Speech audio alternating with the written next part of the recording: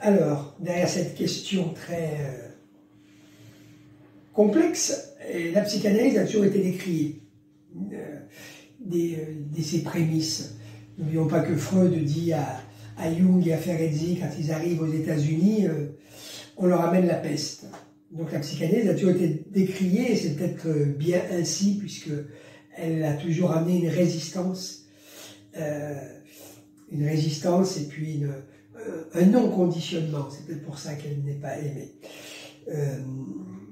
À l'heure actuelle, il y a énormément de formes d'accompagnement qui sont toutes très intéressantes, qui ont toutes quelque chose d'utile,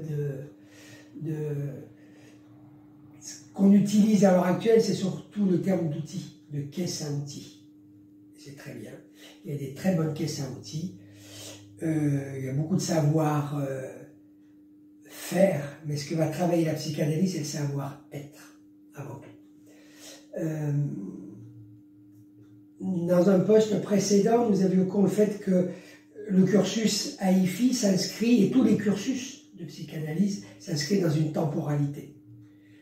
Le temps de s'immerger dans le concept, de faire ce travail sur soi, de désidéaliser, de se désidéaliser, de laisser de la place pour l'autre. Et ça prend du temps. Et ça, c'est ce que la psychanalyse a peut-être de plus particulier et qui est en lien avec la spiritualité et les traditions. C'est ce qu'on appelle la différence entre le faux self et le vrai self.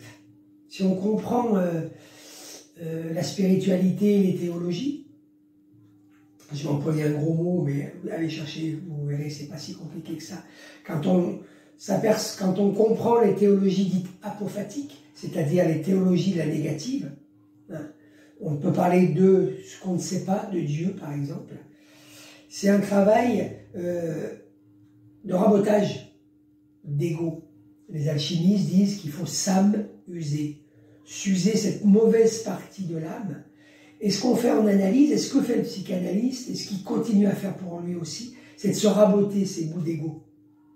Donc vous comprenez bien, dans une société où un ego est surdimensionné, aller lui demander pas de mourir, quand on voit certaines personnes qui disent qu'il faut tuer son ego. Non, il faut adapter son ego avec cette dimension plus grande qui est en lui, qu'on appelle le soi.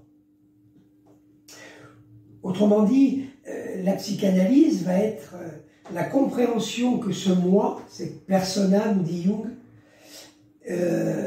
c'est pas vraiment ce que nous sommes intrinsèquement, c'est pas notre désir profond. C'est pour ça qu'il y a un vocabulaire de la psychanalyse qui paraît abscon et difficile à comprendre au début, quand Lacan nous dit il n'y a du sujet que de l'inconscient.